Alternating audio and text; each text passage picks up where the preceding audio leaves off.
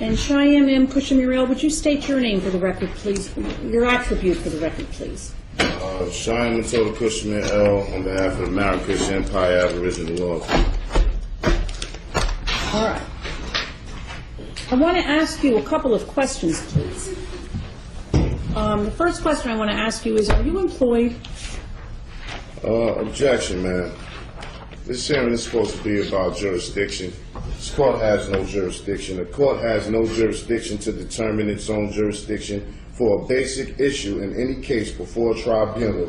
Well, if I have no jurisdiction to determine my own jurisdiction, how are you going to get that issue resolved? Listen, this case in this courtroom is a colorable, incompetent court of jurisdiction. You can't, according to federal case law, you can't set another hearing to reach and determine your own jurisdiction. As I've stated for the record plenty of times, I'm only handling threat, duress, and coercion, and because the prosecution falsely holds my property, and I'm here to clarify that matter. Other than that, I'm here under threat, duress, and coercion. It is completely against federal case law. It has power to act, and the court must have the authority to decide that question in the first instance. That's Rescue Army versus Municipal Court of Los Angeles.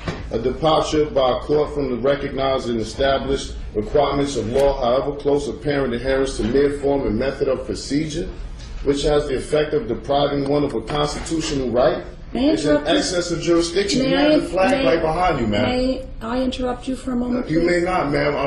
Then would you, when you're done speaking, would you let me know so that I can ask a question? I'm not obligated to answer any questions, so I have no intentions of answering any question. Well, I'll ask it anyway, and you can decide what you want to say. Thus, where a judicial tribunal has no jurisdiction of the subject matter on which it assumes to act, its proceedings are absolutely void in the fullest sense of the term, Dillon versus Dillon.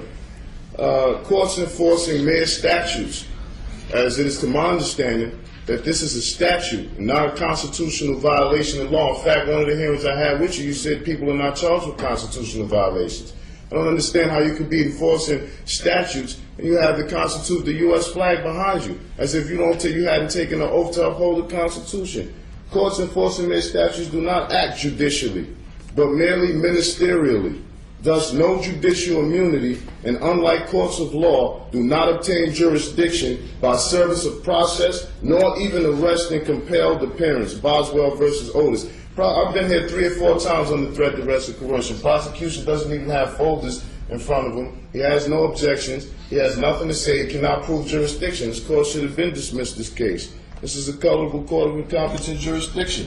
The fact that petitioner was released on a promise to appear before a magistrate for an arraignment, that fact is circumstance to be considered in determining whether the first instance there was a probable cause for the arrest. Monroe versus Popper.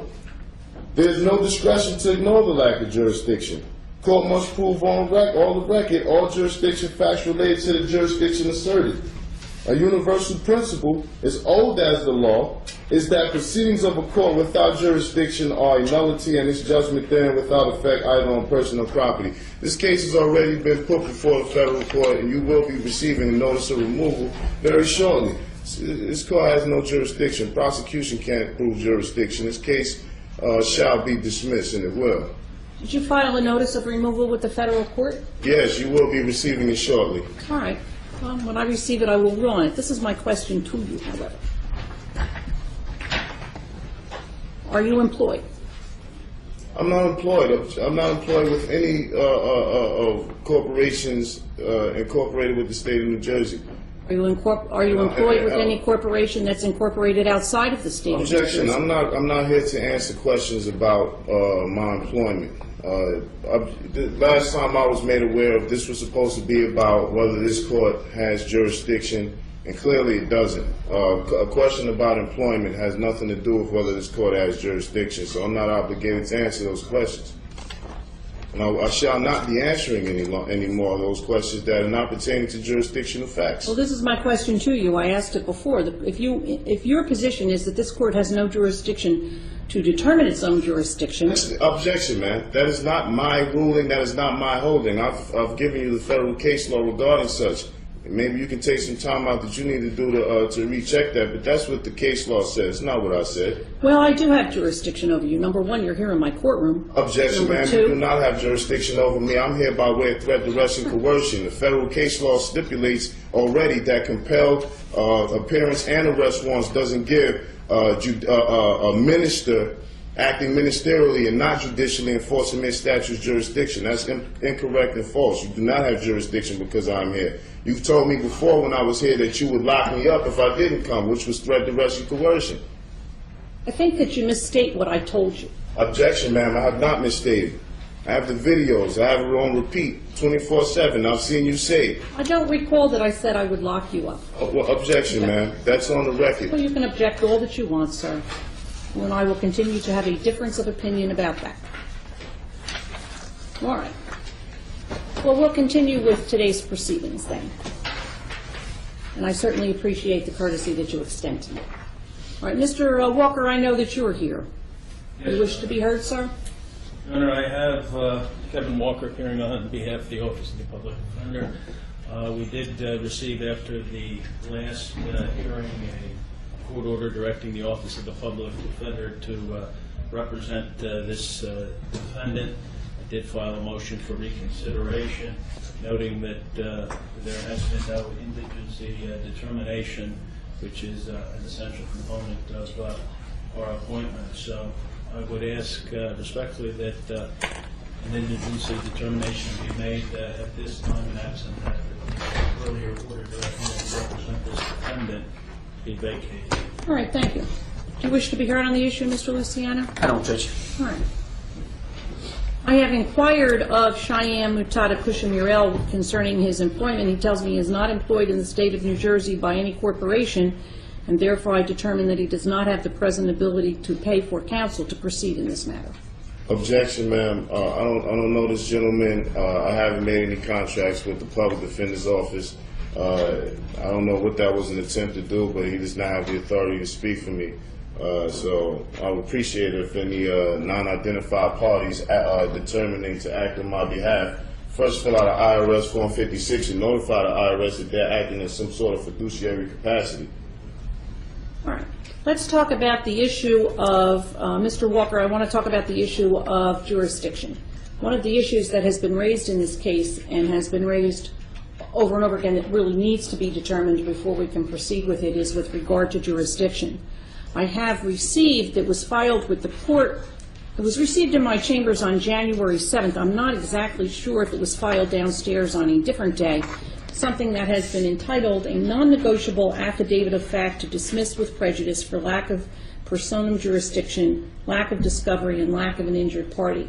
It purports to raise the issue before the court of lack of jurisdiction with regard to Cheyenne Mutada Kushamir L. Despite what Cheyenne Mutada Kushamir L says, this is not an application to the court to dismiss anything with anything. There are certain ways, as you are aware, Mr. Walker, to bring issues before the court.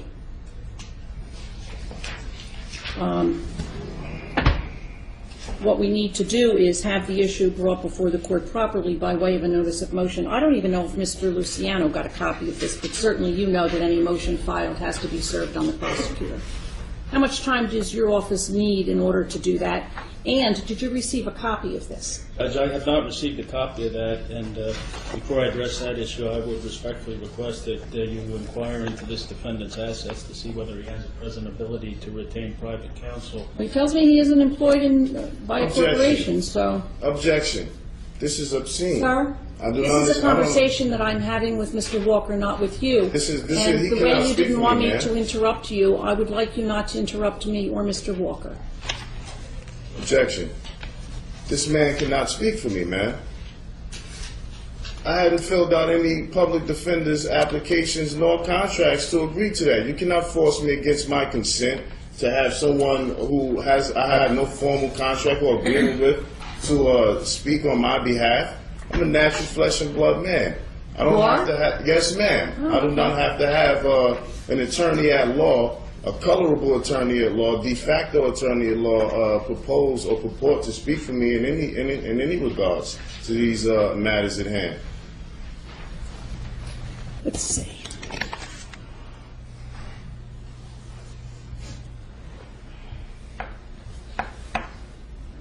March 23rd, sufficient time, Mr. Walker? I think so, Judge. All right. Then this matter shall be and hereby is continued until Monday, March 23rd at 9 o'clock. Objection, ma'am.